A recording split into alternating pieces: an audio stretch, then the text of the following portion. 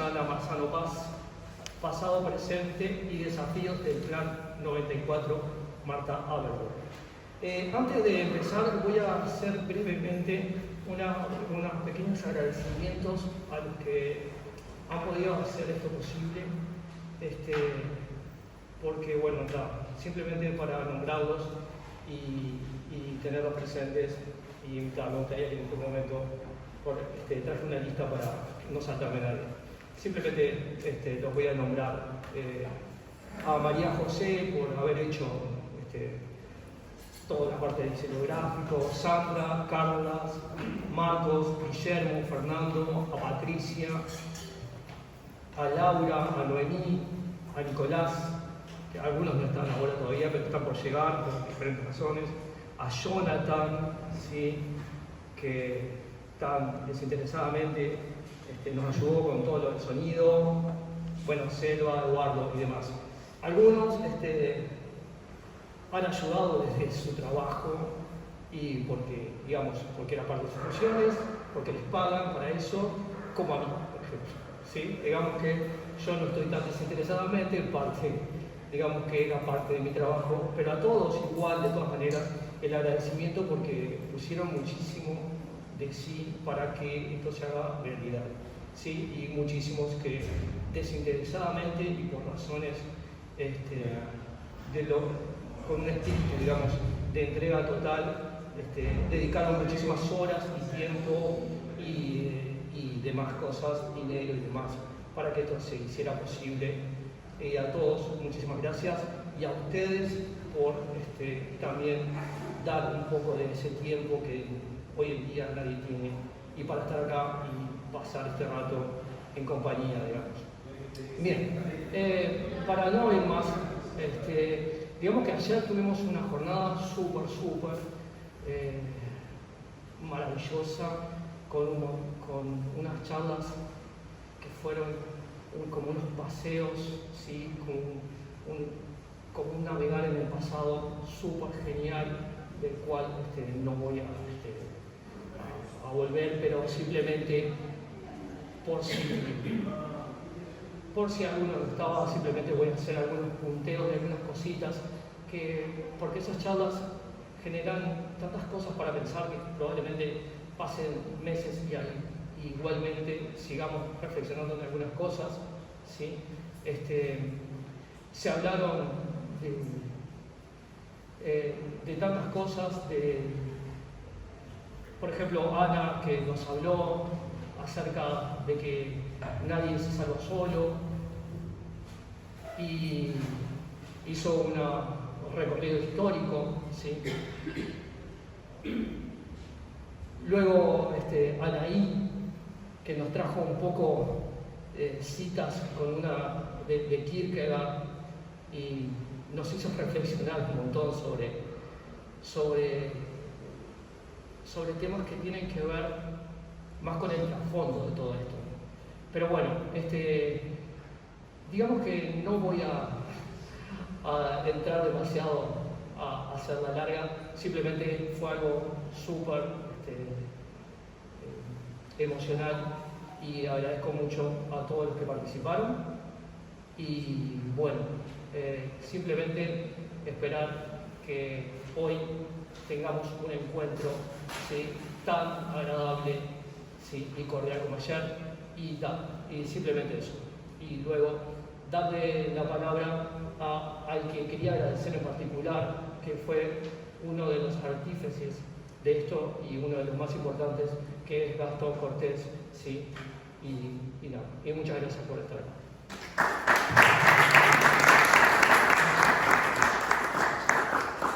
Bueno, gracias, Richard.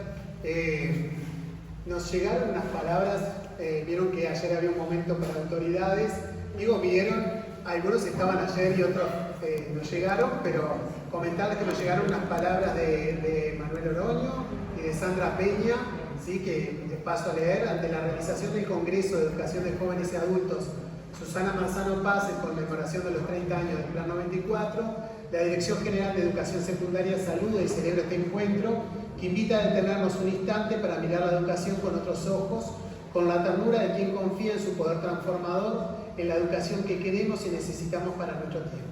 Hablar de educación de jóvenes y adultos hoy implica repensar las estructuras que han dejado a muchos y muchas al margen y atreverse a imaginar un sistema educativo que no solo enseñe saberes, sino que escuche, acompañe, empodere e imagine nuevas formas de estar, de aprender con sentido y de enseñar con empatía.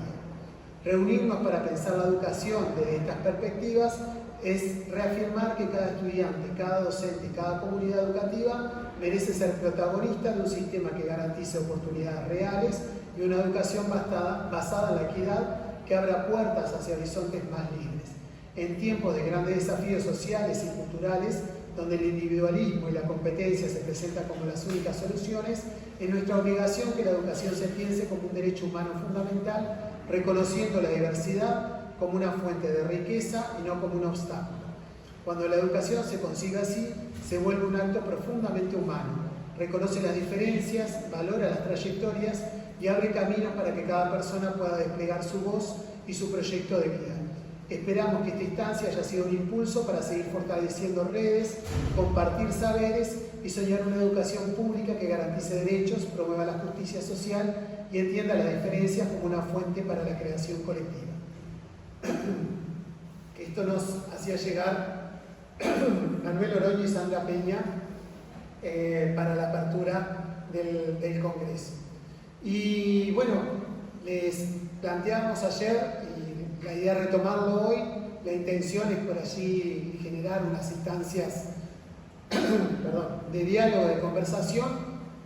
En esta jornada vamos a hacer como mucho énfasis también en las mismas mesas que planteábamos ayer, algunas que tienen que ver con investigaciones referidas al plan, otras en relación a prácticas de aula y al final, sobre todo, queremos hacer mucho énfasis en la participación de los estudiantes jóvenes y adultos en el marco del plan, ¿sí? Entonces vamos a hacer la apertura de la primera mesa que está integrada por el doctor Aldo Rodríguez, lo invitamos a sumarse, a Natalia Quintana,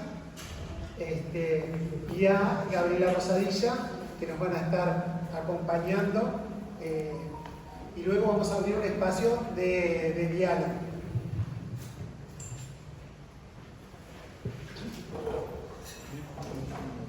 ¿15 minutos? Para que entre una meta. Sí, no hay problema. Igual ya saberlo y después. ¿Verdad?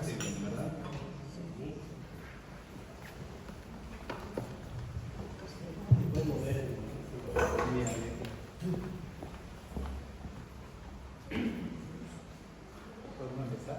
Todo suyo. Tú, Sí, en no, realidad, aquí falta una compañera que está llegando. Inés, ¿qué tal? bueno, antes que nada quiero agradecer a la invitación que me han hecho para participar. Me parece que es, como dice el leitmotiv del Congreso, un momento de celebración. Y ustedes se preguntarán por qué estoy acá, porque soy director de políticas lingüísticas, no tendría nada que ver con el plan Marta Averbuch, pero como profesor de inglés trabajé casi toda mi carrera en el plan Marta Averbuch. Y voy a empezar por los desafíos para empezar a hablar después de algunos beneficios que eso me dio. Cuando empecé a trabajar en el Marta Averbuch en Salto, no trabajaba acá, yo vengo de Salto, trabajaba en el Liceo 5 y después trabajé en el departamental. Una de las cosas que me interpelaba era por qué nuestros alumnos empezaban 80 alumnos, 40 alumnos y terminaban 5. Esa fue una de las cosas que me interpeló más allá del plan. Me interpeló para saber por qué estaba pasando eso. Tuve la fortuna de que la Inspección de Inglés me postulara para hacer una maestría en educación de adultos. Y eso me dio como una visión de algunas cosas que estamos haciendo muy bien en el Uruguay y otras que podríamos modificar. Pero me faltaba una parte, y la otra parte que me faltaba era la parte motivacional. Y fue ahí que, gracias también a otra beca, pude hacer un doctorado en motivación. Y ahí en motivación trabajé el tema de la persistencia del adulto en el nocturno. Y ahí lo que analicé fue básicamente qué hace que un alumno persista, qué hace que un alumno termine el año sin importar qué. Y algunas de las reflexiones que van a surgir hoy, y que las traje al viejo formato papel, porque creí que era mejor conversar más que mostrar un PowerPoint, me parece que van en esa línea. Por eso les quería dar un breve contexto de por qué estoy acá y qué es lo que me ha interpelado en mi carrera para poder compartir con ustedes. Entonces, tomando también algo que está en el Congreso cuando se habla de pasado, presente y futuro, yo tomé 4 conceptos relacionados a la educación de adultos, que ya no le voy a llamar más educación de adultos, tampoco educación de jóvenes, le voy a llamar educación de alumnos no tradicionales, porque las personas que nosotros tenemos en nuestras aulas no son necesariamente adultos per se, sino que son alumnos no tradicionales. Y vamos a ver que los alumnos no tradicionales están siendo hoy la generalidad más que la excepción. El primer concepto que quiero compartir, que está en el plan Marta Averbuch, dice que este plan es para adultos y jóvenes con condicionamiento laboral. Ese era el concepto que en el año 94 se manejaba de la población objetivo del plan 94. Ese concepto ha cambiado a nivel mundial. Hay autores alemanes, hay autores latinoamericanos que hablan no ya del adulto y el joven, sino que hablan del alumno no tradicional. ¿Y cuál es el alumno no tradicional? Y ese sería el presente de este alumno. El alumno no tradicional es el que no sigue la tradición. Parece un trabalenguas y muy obvio, pero es así. ¿Cuál es el alumno que no sigue la tradición? Es el alumno que de repente, el alumno tradicional es aquel que cuando hace educación inicial tiene una familia que lo contiene y que hace que no tenga que pensar en otra cosa que en estudiar. Después va a educación primaria y ocurre lo mismo. Después va a educación media y pasa lo mismo. Y puede incluso irse al ámbito del trabajo o al ámbito universitario o al ámbito terciario y aún tiene una contención que puede ser familiar en donde se sigue la tradición. La tradición es, como alguna vez nos dijeron, por lo menos a mí cuando era chico, vos estás para estudiar. Eso quiere decir que hay una tradicionalidad. ¿Cuándo no hay tradicionalidad? Cuando yo tengo que cuidar a mis hermanos menores, cuando tengo que salir a trabajar y tengo que estudiar a la misma vez, cuando tengo que tener responsabilidades que no son las responsabilidades prescritas socialmente para ese alumno. Entonces, ¿hacia dónde podemos ir? ¿Cuál sería el futuro de esto? Para mí, y es una opinión muy personal, pero que está basada en visitar muchos centros educativos y hablar sobre este tema, que la no tradicionalidad se está convirtiendo en la tradicionalidad. O sea, la no tradicionalidad se está convirtiendo en la norma. Si ustedes van a un diurno, muchos de los chicos tienen que cuidar a los hermanos, tienen que salir a trabajar, tienen otras responsabilidades que otrora no tenían. Y eso tiene un impacto muy fuerte en la metodología. Porque nosotros, todos nuestros planes, y también los del Marta Averbuch, en muchas asignaturas ocurre eso, están basados en la pedagogía. Y la pedagogía es lo que rige o lo que modela, digamos, al alumno tradicional. En el caso del alumno no tradicional, lo que tenemos que aplicar es la andragogía. Y la andragogía lamentablemente no está tan difundida en nuestro país y probablemente todos nosotros, si yo les empiezo a hablar de qué trata la andragogía, todos dirían, pero yo hago eso, yo hago esto otro, yo hago esto otro. Y sí, porque los profesores de alumnos no tradicionales somos muy intuitivos en cuanto a lo que funciona y a lo que no funciona. El otro concepto que quiero tratar respecto de esto es lo de la presencialidad y lo del libre asistido, que también está en nuestro reglamento. En el año 1994 esa era la norma, pero ahora nosotros tenemos, y acá hay una cuestión que es bien interesante, yo no sé cómo es la población de acá de este liceo, pero en Salto tenemos las famosas temporadas. Tenemos la temporada del arándano, la temporada de la frutilla, la temporada de la cebolla. Entonces, ¿qué pasa? nuestros alumnos desaparecen por 2 meses. Entonces, la presencialidad queda un poquito encubierta, por así decirlo. ¿Por qué? Porque los profesores tenemos que buscar otras estrategias para que los alumnos puedan terminar de cursar. Y así fue que hicimos tutorías, así fue que enviábamos tareas a la casa, así fue que usamos CREA en algún momento, y eso también nos dio otra perspectiva.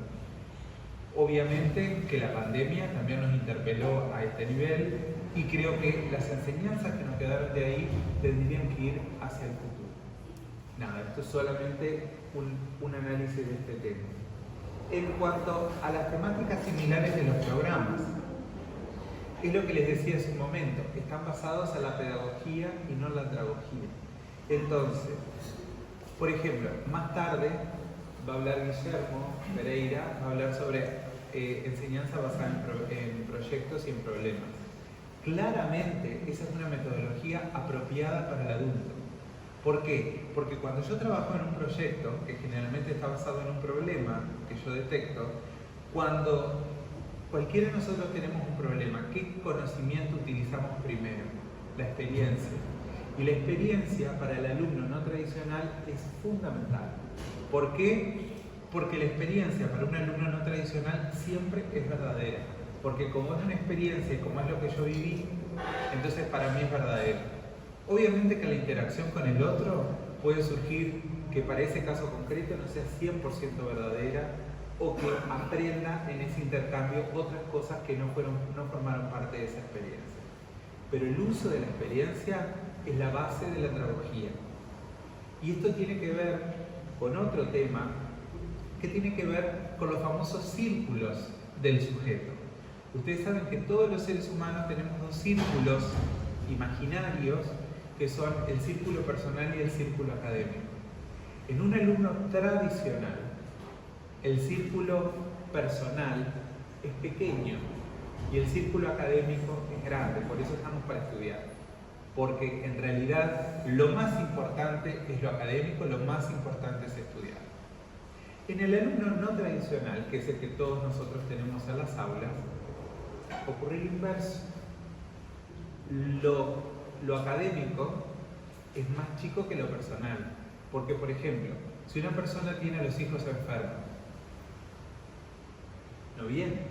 O sea, ¿puede optar? No, porque muchas veces se tiene que quedar. Si tiene que trabajar, es lo mismo, no puede optar.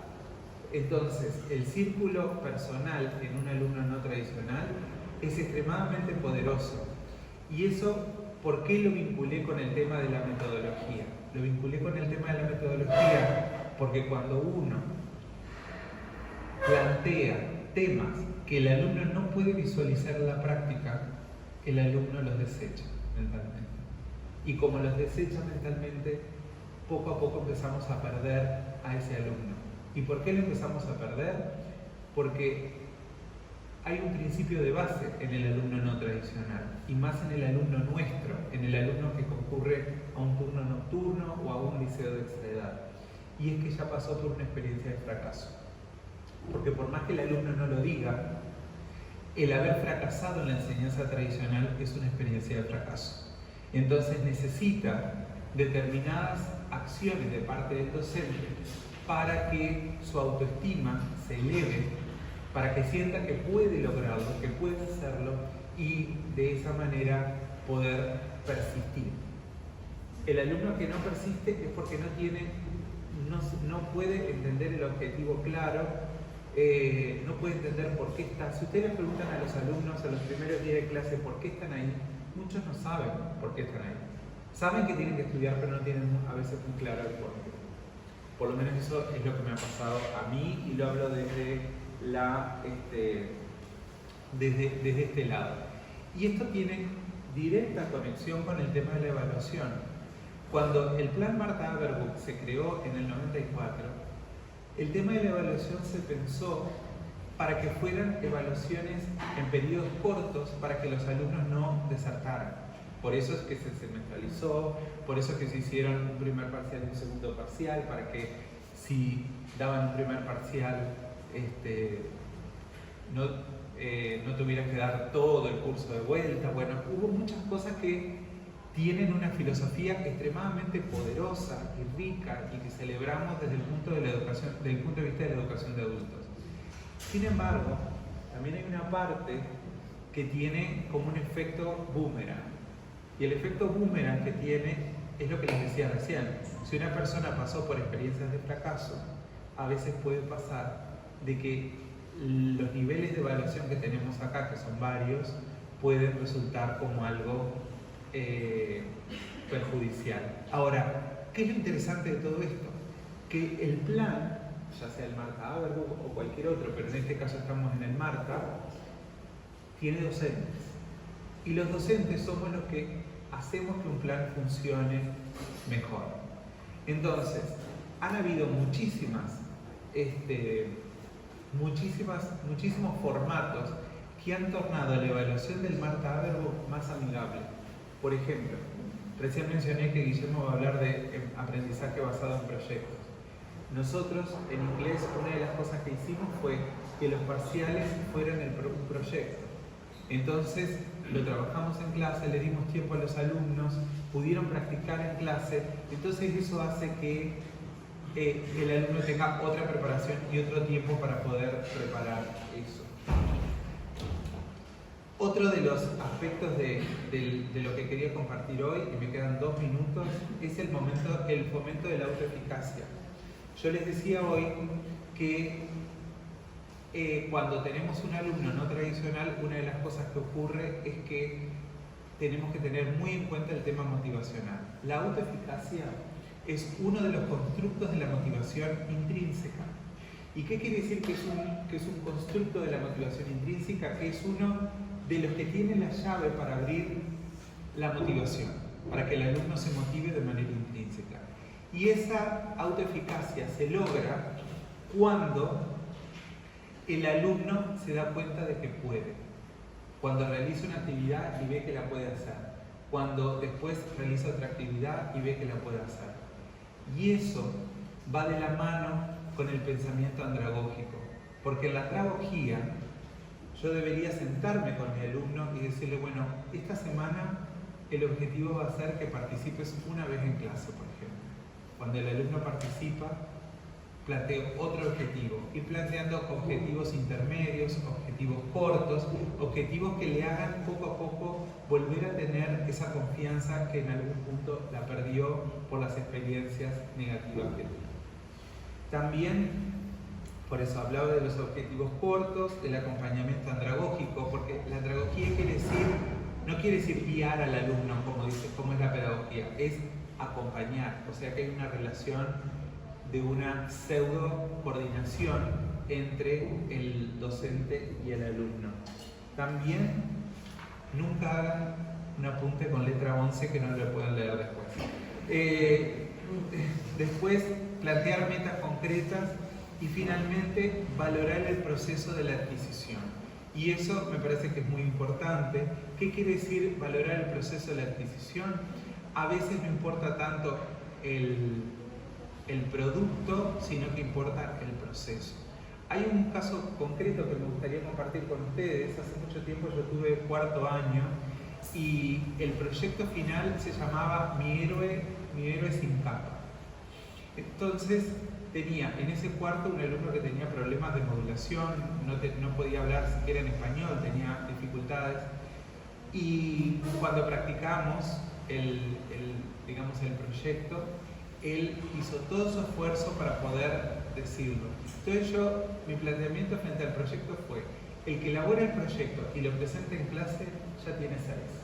Entonces le saqué el estrés a la evaluación, que es algo que deberíamos hacer, porque muchas veces es más lo que se gana en la realización del proyecto, que me llevó 5 o 6 clases realizar ese proyecto, y todo lo que englobó ese proyecto y lo que el alumno logró gracias a eso. Ya termino, no me muestres el muñequito.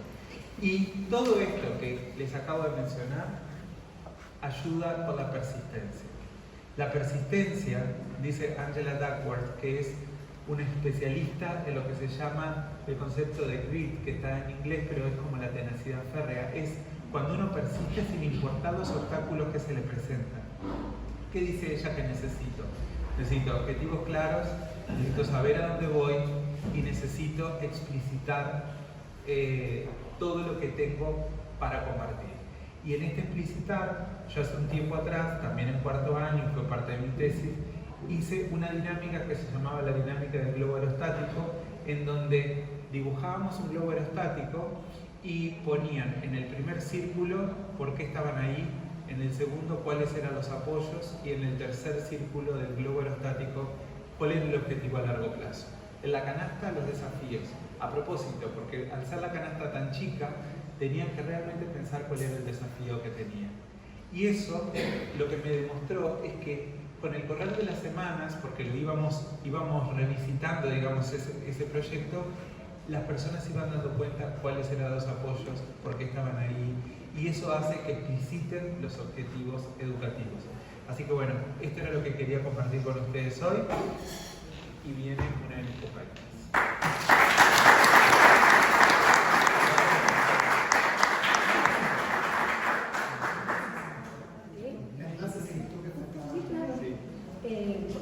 A medida que yo voy hablando, igual anda pasando porque son muchas gracias. Bueno, buenas tardes, buenas noches. Antes que nada quería agradecer como todos mis compañeros por la invitación para estar acá. Ayer me fui muy feliz, muy emocionada, fue una tarde-noche de recuerdos y de mucho intercambio. Y decidí que para no pasarme, lo mejor sería leer, porque ayer pasó que era tanto lo que querían decir que se pasaba el tiempo. Entonces, van a haber una cantidad de... En mi caso yo les voy a hablar desde mi experiencia como delegada de ATD, desde el año 99, en la comisión que se creó para el seguimiento de este plan. Y bueno, el primer trabajo que hicimos en el Damaso durante ese año y algunas cositas más. En marzo de 1999, en la 12ª ATD Nacional Ordinaria, se aprobó la creación de la Comisión de Seguimiento del Plan Piloto de Liceo Nocturno para Adultos y Adolescentes con Condicionamientos Laborales, que se estaba implementando en el Liceo número 3 y 2. Ese fue el comienzo de una nueva etapa de relacionamiento entre quienes impulsaban el Plan Piloto y la ATD. En primera instancia, la comisión estudió todo el material que tenía la ATD sobre el plan, pero como se vio que no era suficiente, se entendió que para poder cumplir con el plan de trabajo trazado era necesario realizar una serie de acciones. Lo primero que hizo fue solicitar al liceo nocturno información documentada sobre el cronograma general del liceo entre los años 96 y 99, funcionamiento general, número de grupos, número de horas, número de docentes y carga horaria de cada uno, instrumentación de grupos de práctico, números de estudiantes por grupo y o grupo asignatura, metodología de cómputo de asistencia, pruebas sumativas y parciales, las estadísticas, actas de salas generales y por asignatura, programas por asignatura, guías didácticas, materiales de apoyo y todo otro material que se estimase necesario durante el seguimiento. O sea que fue bastante la información que pedimos y que se nos brindó. Lo segundo fue elaborar cuestionarios o encuestas que se aplicarían al realizar las pasantías en el liceo, que se aplicaron en realidad. Tercero, entrevistar a inspectores. Bueno, eso fue una pata que no se logró. Con la única persona que logramos entrevistar fue con la inspectora Hilda Zurraco, que los que lo conocen saben, cómo ella tiene un humor especial y nos dijo, no se preocupen porque los inspectores no saben nada. Yo sé algo porque mi hermana va al plan. Dice, mi hermana estudia en el Damaso Nocturno y entonces yo estoy enterada porque, bueno, ahí logramos que tuvimos un relacionamiento bastante bueno y entonces intercambiábamos algún tipo de información que solicitábamos y ella gentilmente nos hacía llegar, pero solo fue lo que logramos de los inspectores.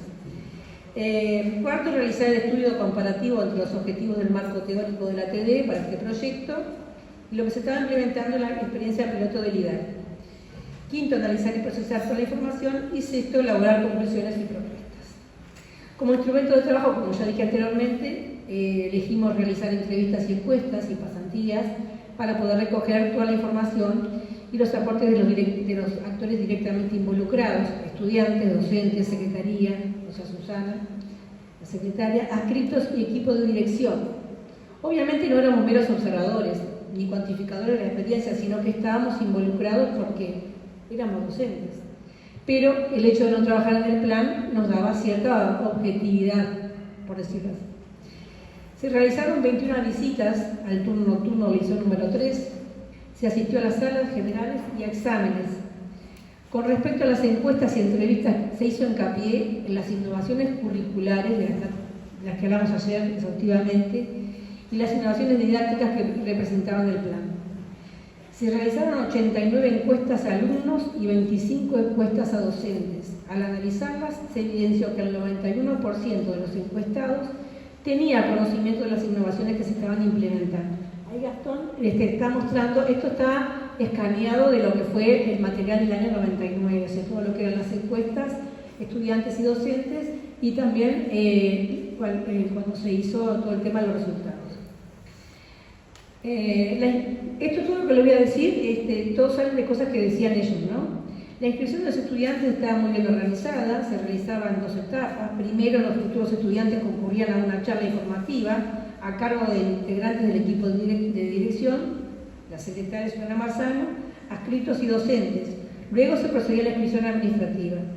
Ayer hablaban de las colas, que había colas que eran hasta la madrugada, donde se entregaban los números, y como bien decían, aunque no le daban los números, Susana le decía, vení mañana, y le sacaba un numerito y le daba.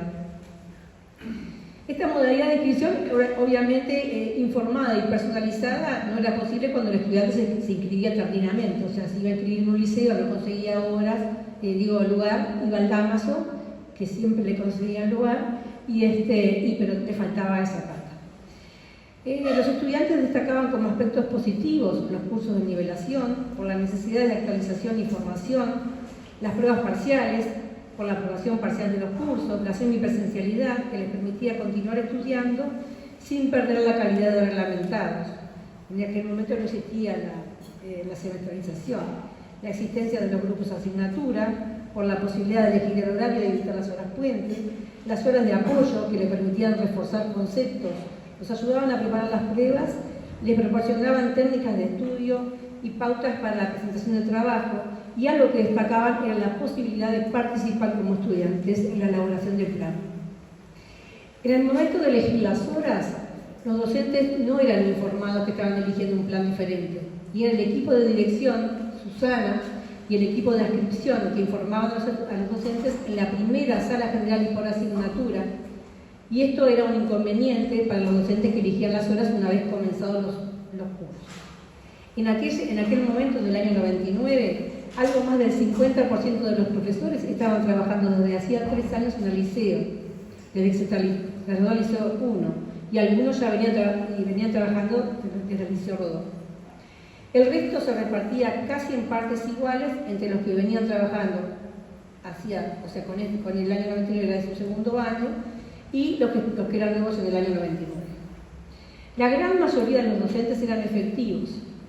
Cuando se les consultó por qué eligieron trabajar en el plan, las respuestas mayoritarias fueron porque es una mejor alternativa para el estudiante trabajador, porque los profesores podemos participar de la planificación de los cursos y de las actividades del liceo, porque no disminuye el nivel de formación de los estudiantes, los motiva proporcionándole horas de apoyo y cursos de nivelación, porque el plan favorece el seguimiento de los cursos, pues el régimen de asistencia le brinda oportunidades para no perder la calidad de reglamentados, y el régimen de evaluación da la posibilidad de eximir la primera parte del curso. La mayoría de los profesores estaban convencidos de que la formación de los egresados les permitía continuar con sus estudios terciarios. La comisión valoró positivamente los aspectos instrumentales del plan. Las salas docentes se destacaban por ser instancias de enriquecimiento y fortalecimiento de la tarea docente, promoviendo la unificación de criterios en los aspectos pedagógicos y didácticos, posibilitando el cumplimiento de los objetivos. Se entendía la necesidad de suspender los cursos durante la realización de las primeras pruebas sumativas y los parciales, dado el tipo de estudiante que asistía. Un aspecto instrumental, fundamental, era el coordinador. Hasta la fecha que se hizo el seguimiento, ese cargo no se había implementado, y creo que no llegó a implementarse nunca, por decisión de la autoridad al momento. Aunque se hacían esfuerzos de la institución y los docentes trabajaban ad honorem intentando suplir esta carencia.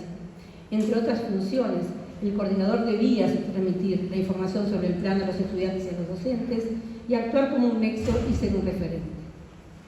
Luego de 35 reuniones de trabajo, la comisión constató que el plan estaba enfocado en satisfacer las necesidades de un sector socioeducativo con un perfil propio y cuya estructura y funcionamiento estaba organizado en función de las necesidades de estos, y que a lo largo de los años que se había implementado fue atravesando sucesivas modificaciones.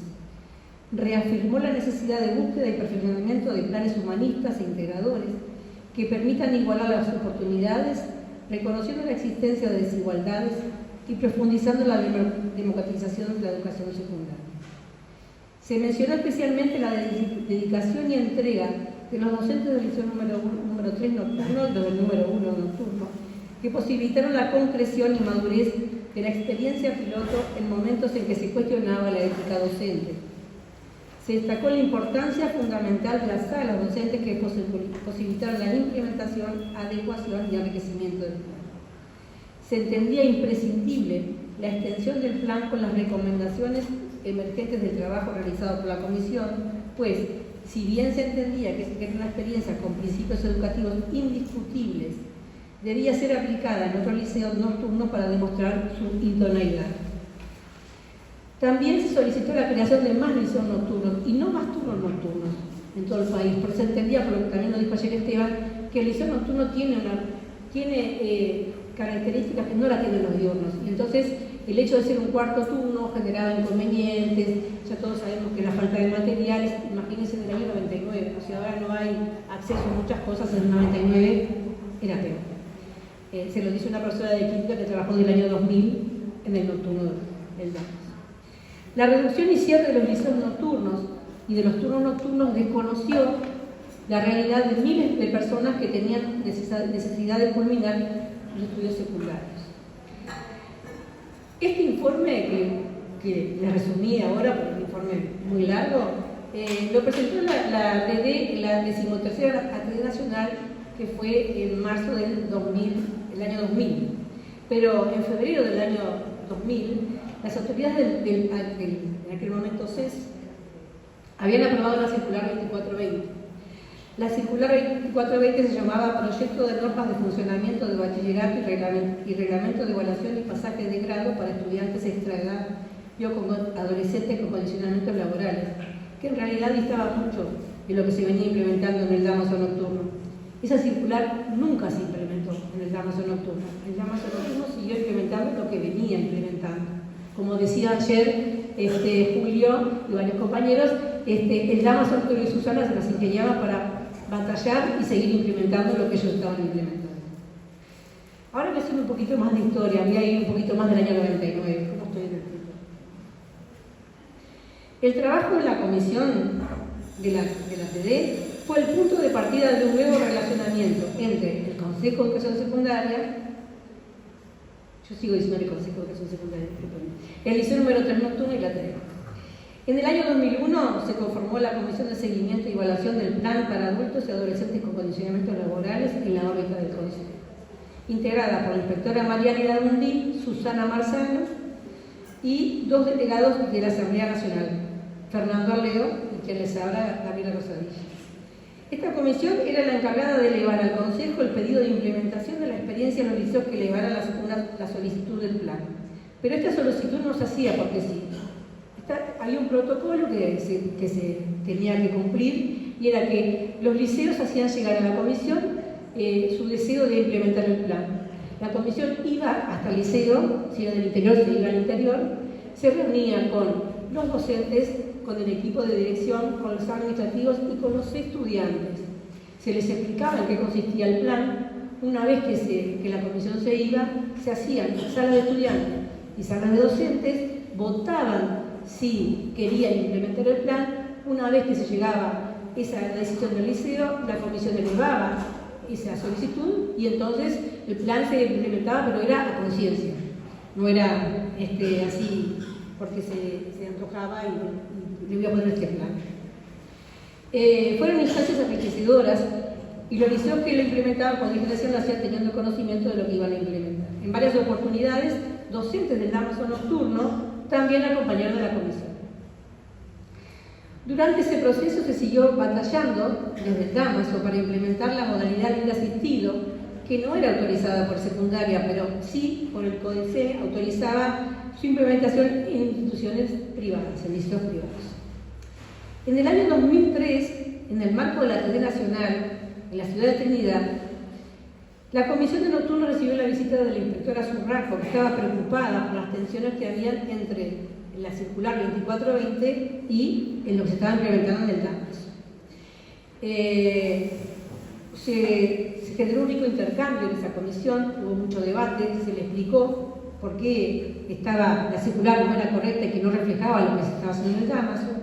Y ese mismo año, en septiembre, el Consejo aprueba la circular 2560, que eran las normas de funcionamiento de segundo y tercer año de bachillerato para estudiantes extraedad y adolescentes con condicionamientos laborales, que si bien no contemplaban en su totalidad lo que se estaba haciendo en el Damaso, eran un avance respecto de la circular 2420. Año tras año iba aumentando la cantidad de liceos que implementaban el plan, pero los únicos asesores eran la Comisión del Consejo, el Liceo número 3 nocturno y la Comisión de ATD. En el año 2008 se decidió universalizar el plan y con ello se perdió la posibilidad de continuar con un trabajo de calidad en el asesoramiento y el acompañamiento al nuevo liceo que lo implementaba. Si me permite, le voy a hacer un breve comentario. En el año 2005, 2006 y 2007, las comisiones, era la época que se estaba trabajando la reformulación 2006, 6 delegados de la ATD fueron citados a participar, obviamente votados por sus compañeros de la ATD Nacional, a participar en las comisiones del Consejo. Eran 2 por ciclo básico, 2 por bachillerato y 2 por nocturnos. Se nos daba exención en 15 horas de clase y trabajábamos en el Consejo. Y se hacía ese seguimiento. El tema fue que estaban tan enfocados en la reformulación 2006 que las autoridades consideraron que en el Damaso estaba todo tan bien hecho que entonces que se extendiera el plan sin ningún tipo de asesoramiento para el resto de los liceos que no lo habían implementado. Eso fue bastante caótico porque obviamente no era lo mismo ir a visitar algunos liceos puntuales que ya ir a todos los liceos del país. Fue imposible. Entonces, bueno, ahí como se podía, se solucionaban las cosas que estaban preguntando. Cabe resaltar que tanto los docentes del Liceo número 3 nocturno como los de la Comisión del Liceo Nocturno de la ATD, en la que participé hasta el año 2010, defendieron siempre que la educación de adultos no es una opción de segunda. Batallaron por mantener la identidad del plan pese a los intentos reformistas que buscaban igualar la educación del nocturno con la del diurno con criterios de poco rigor pedagógico. Al parecer, esa batalla se ha perdido y espero que este Congreso sea el punto de partida para retomar el camino de una real participación en la reconstrucción del Plan 94. Para terminar, quisiera hacerles llegar estas inquietudes que me preocupan hoy y me preocuparon siempre, porque estoy jubilada pero sigo siendo docente de ALA y lo seguiré siendo hasta el día que me muera. ¿Por qué cuando se habla de políticas educativas orientadas a estudiantes adultos y jóvenes extraedad, inmediatamente se piensa en la flexibilización del currículo y menos exigencia de los contenidos? ¿Qué razones llevan las autoridades de la educación a promover planes que lo único que modifican son los reglamentos de evaluación y pasaje de grado y no toman en cuenta qué saberes se deben brindar a este tipo de estudiantes? ¿Por qué se piensa que los adultos solo se preocupan en su empleabilidad para la producción y el consumo, y no en su inserción crítica, participativa y transformadora de la realidad social? ¿Cuáles son los contenidos y las herramientas educativas que se les debe brindar a los estudiantes adultos y jóvenes de extra edad para que sigan estudiando a lo largo de toda su vida? ¿Por qué no se oye la opinión de los docentes, que son los técnicos en educación que trabajan con este tipo de estudiantes, y la de los estudiantes? Muchas gracias.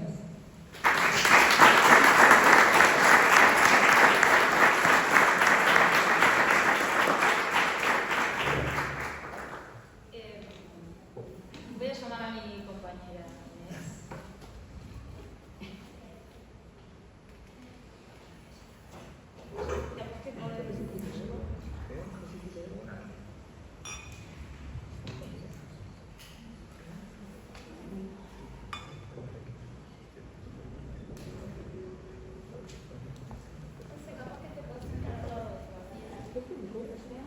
corremos nosotros.